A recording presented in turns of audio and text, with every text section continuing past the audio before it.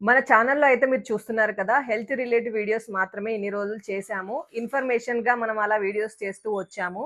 So, అలానే next ఏ series చేయాలని ఆలోచిస్తుంటే ఒక మంచి ఐడియా వచ్చిందండి. మనకు తెలుసు కదా! దేవుళ్ళంటే చాలా మందికిష్టం. చాలా ప్లేసెస్ ఉన్నాయి. చాలా పవిత్రమైన టెంపుల్స్ ఉన్నాయి. జ్యోతిర్లింగాలున్నాయి. శక్తి పీఠాలున్నాయి. వాటి గురించి నేను ఒక్కొక్కటిగా తీసుకొని ఒక్కొక్క ఎపిసోడ్‌లో నేను డిస్కస్ చేస్తాను. సో, అదే నా ఆలోచనండి. ఇది సీరీస్‌గా స్టార్ట్ జేస్తాను. ఫస్ట్ అయితే మెయిన్ ఫేమస్ టెంపుల్స్ ఉంటాయి గదా! అవి డిస్కస్ చేశాక, సీరీస్‌లాగా తీసుకొని జ్యోతిర్లింగాల గురించి డిస్కస్ చేశాను. తర్వాత శక్తి పీఠాల గురించి గూడా డిస్కస్ చేద్దామని అనుకుంటున్నాను. మీరైతే ఇలానే నన్ను సపోర్ట్ చేస్తూ ఉండండి. నేనైతే నా ప్రయత్నంగా జనాలకి అర్థమయ్యేలాగా నేనైతే నాకు తెలిసిన విషయాలు, నేను తెలుసుకున్న విషయాలు మీతో అయితే పంచుకుంటాను. ఎక్కువ కాంప్లికేటెడ్ లేకుండా సులభంగా అర్థమయ్యే లాంగ్వేజ్, వెరీ ఇంపార్టెంట్ టాపిక్స్ మాత్రం మన వాడుక భాషలో అర్థమయ్యే విధంగా మాత్రమే నేను ఎక్స్‌ప్లెయిన్ చేస్తాను నా ఛానల్‌లో. మరి పురాతనాల గురించి మరి ఎక్కువ డెప్త్ టాపిక్ చెప్పనండి. మెయిన్ మనకి ఏదైతే ఇంపార్టెంటో మామూలుగా వెళ్ళాలనుకున్న వాళ్ళకి ఎలా వెళ్తే బావుంటుంది, ఏమేం ప్లేసెస్ బావుంటాయనేది అలా నేను ఇంపార్టెంట్ విషయాల గురించి మాత్రం డిస్కస్ చేస్తాను. సో, అందరికీ నమస్కారం. నేను మీ స్వప్న. సో, నేను ఈరోజు మాట్లాడబోయే టాపిక్ అయితే మీ అందరికీ తెలిసిన టెంపుల్. Very famous temple. తిరుమలలో తిరుపతి అండి. మీ అందరికి తెలుసు కదా! గోవిందా గోవిందా. సో, తిరుమలలో తిరుపతి టెంపుల్ గురించి ఈరోజు మనం డిస్కస్ చేద్దాము. అందులో చాలా మెయిన్ టాపిక్స్ ఉన్నాయి. తిరుమలలో వెంకన్న స్వామి ఎలా వెలిచారు? అలానే అసలు భక్తులు గోవిందా గోవిందా అని ఎందుకు పిలుస్తారు? అలానే తిరుమలలో ఉన్న రహస్యాలేంటి? అలానే అలిపిరి మెట్లు చాలా ఫేమస్ తెలుసు గదా! అలా మెట్ల ద్వారా వెళ్తే ఎంత ప్రత్యేకత ఉంటుంది? అలా ఒక్కొక్కటిగా మీతో నేను షేర్ చేసుకుంటాను. ఈ లాస్ట్ వరకి వీడియో స్కిప్ చేయకుండా చూడండి. ఇంకేమైనా డౌట్స్ ఉన్నా కూడా ఈ వీడియో కింద కంపల్సరీగా నాకు కామెంట్‌లో రాయండి. నేను తెలియకపోయినా తెలుసుకొని మరి మీకు ఆన్సర్ అయితే నేను ఇస్తానండి. సో, ఇంకా వీడియోలోకెళ్ళిపోదాం. ఫస్ట్ ఆఫ్ ఆల్ తిరుమల అనే పేరు ఎందుకొచ్చిందో తెలుసుకుందాము. ఫస్ట్ తిరు అంటే శ్రీ లేదా పవిత్రమైనది అని అర్థం. అదే మల అంటే కొండ అని అర్థం. సో, మొత్తం ఓవరాల్‌గా చూస్తే పవిత్రమైన కొండ అని అర్థం. అందుకే తిరుమల అని పేరొచ్చిందంట. సో, ఇది ఇంతమందికి తెలుసు. నేను రీసెర్చ్ చేస్తేనే ఈ విషయం తెలుసుకున్నాను. సో, ఇలా చిన్న చిన్న విషయాలు గూడా మనం తెలియని వాళ్ళకి ఇలాంటి వీడియోస్ ఉపయోగపడతాయని నేను ఈ వీడియోస్ చేస్తున్నాను. అసలు వెంకన్న స్వామి ఎవరు?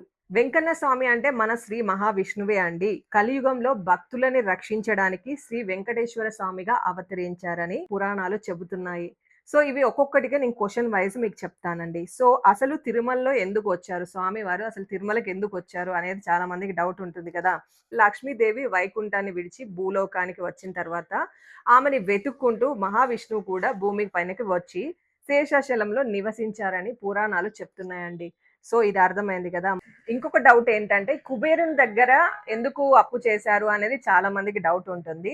సో, ఆ డౌట్ ఏంటంటే మన పద్మావతి అమ్మవారిని పెళ్లి చేసుకోవడానికి ఘనంగా పెళ్లి చేసుకోవాలంటే ఇప్పుడు ఖర్చవుతుంది తెలుసు గదా! అలా అమ్మవారిని పెళ్లి చేసుకోవడానికి కుబేరుని దగ్గర అప్పు చేశారనమాట మన శ్రీ మహావిష్ణువు. సో, ఇప్పటికి కూడా మన భక్తులు ఏదైతే మనం విరాళంగా ఇస్తున్నామో ఆ ఉండిలో వేసిన మనీ ఇప్పటికి కూడా కుబేరునికి అప్పుగానే చెల్లింపు చేస్తున్నారంట మహావిష్ణువు. ఇది పురాణాలలో చాలా చెప్పబడింది.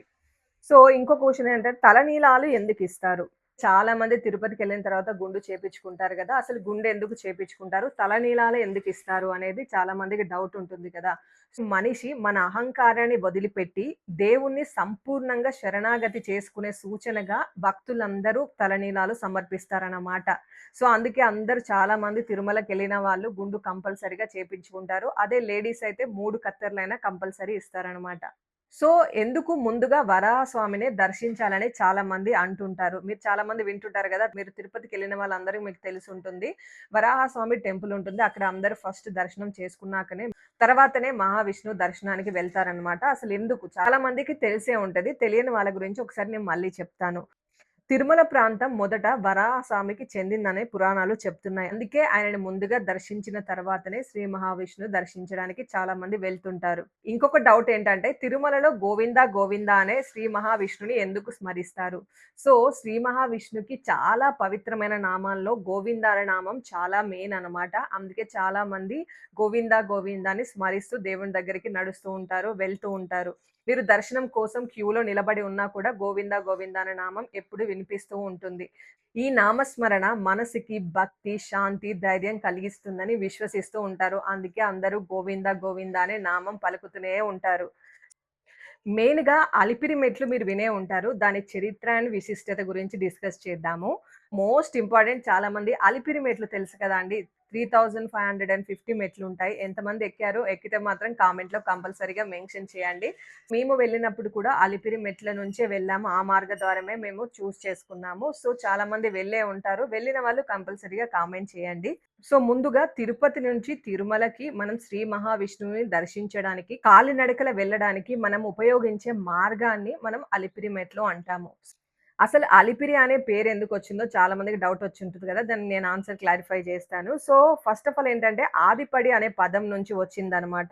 ఆదిపడి అంటే కొండకు మొదటి మెట్టు అని అర్థం. సో, అక్కడి నుంచి మొదలుపెడితే ఆదిపడి, ఆదిపడి అని జనాలు దాన్ని అలిపిరి అని వర్డ్‌గా చేసేసారనమాట.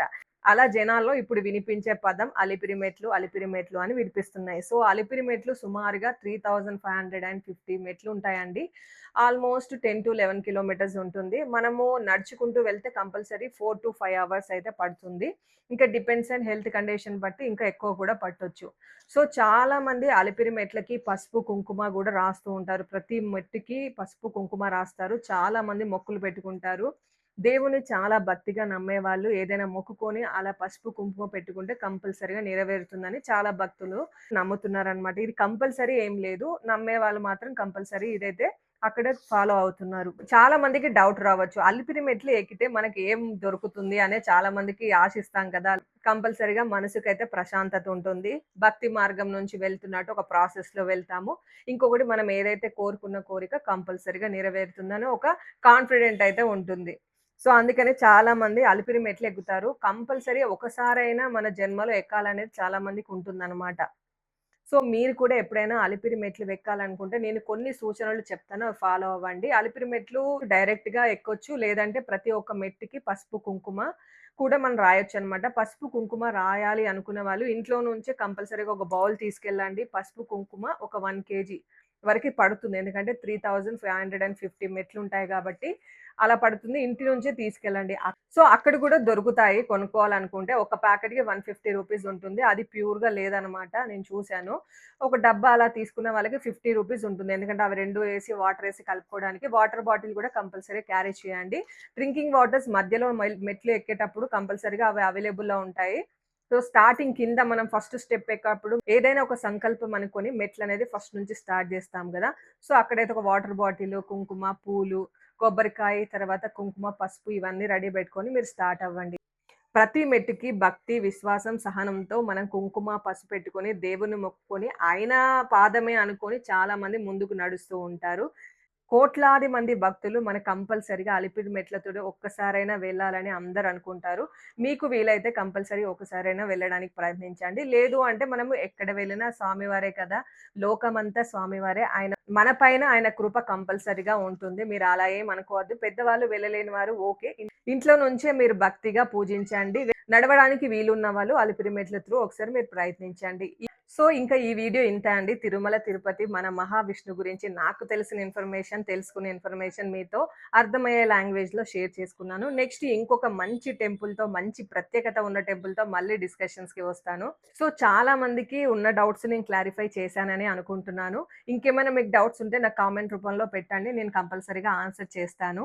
ఈ వీడియో మీకు నచ్చిందని అనుకుంటున్నాను. తిరుమల, తిరుపతి గురించైతే ఇప్పటివరకు నాకు తెలిసింది, తెలుసుకున్నది చెప్పాను. ఇంకా నాకు తెలియని విషయాలు కూడా ఎన్నో ఉండొచ్చు. నాకు తెలిసిన విషయాన్ని ఈ వీడియో రూపంలో మీ ముందుకు తీసుకొచ్చాను. నచ్చితే లైక్ చేయండి, షేర్ చేయండి, నా ఛానెల్‌ని సబ్స్క్రైబ్ చేయండి. నెక్స్ట్ వీడియోలో అరుణాచలం గురించి డిస్కస్ చేద్దాము. చాలా ఫేమస్ టెంపుల్ మేము కూడా వెళ్ళామండి. అరుణాచలం గురించి నెక్స్ట్ వీడియోలో మీకు చెప్తాను. అప్పటి వరకు ఇంతే video. Thank you so much అండి. నన్ను ఇలానే ఆదరించండి. హైప్ అనే బటన్ వస్తుంది. అది కంపల్సరీ క్లిక్ చేయండి. అందరికీ నమస్కారం.